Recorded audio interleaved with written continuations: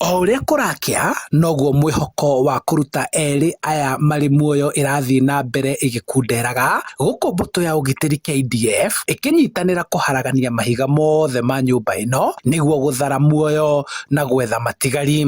Nĩ ũhũthũ tondũ rĩu mũndũ harĩa angĩkorwo rĩ no aremwo nĩ kuma no akorwo arĩ o muoyo no aremwo nĩ kwĩruta hau rĩu arabatara ũteithio nĩgetha hata kwĩruta hau na njikarire hau kĩndũ mathaa merĩ.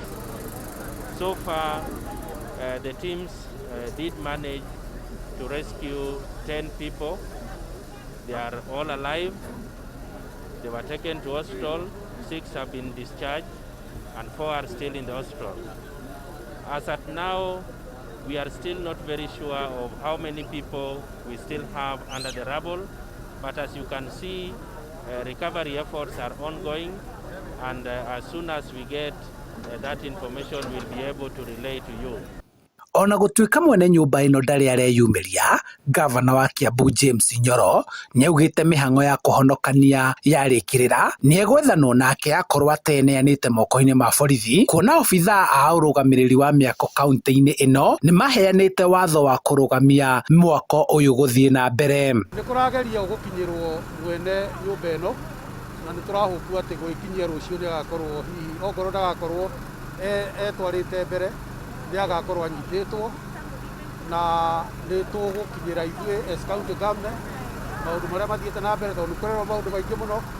Ũrĩa ingĩenda kuga nĩ atĩ ithuĩ twĩna marũa twandĩkĩire mũndũ ũyũ mweri wa mũgwanja na no tũmake marũa mau available o kũrĩ andũ othe marĩa erirwo a stop gũthiĩ na mbere na mwako kana arute plan approval no ndastopire na ndarutire approval na mũno ũrĩa twĩkaga twaheana 7 days tũthiaga tũgatwara mũndũ igoti-inĩ.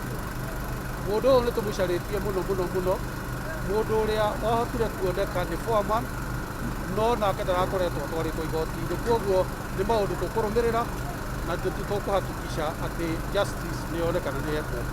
Nĩ mĩario ĩnyitĩtwo mbaru nĩ mũmbunge wa Kiambaa Njũgũna wa Wanjikũ akĩhe hinya andũ a bamĩrĩ arĩa endwa ao marathiĩ na mbere kũhonokio, akiuga nĩmekũnyitanĩra na thirikari ya kaunti kũmateithĩrĩria.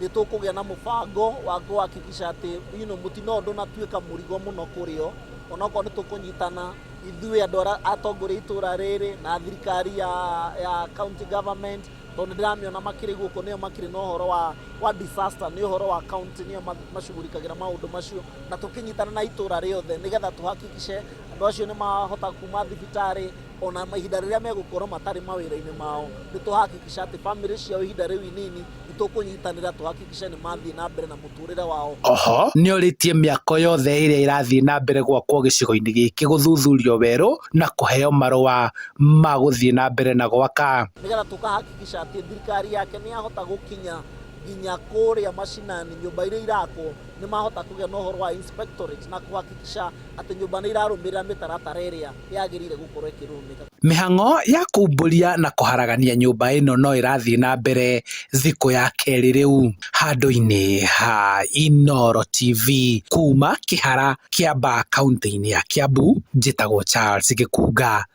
wa Kariũki.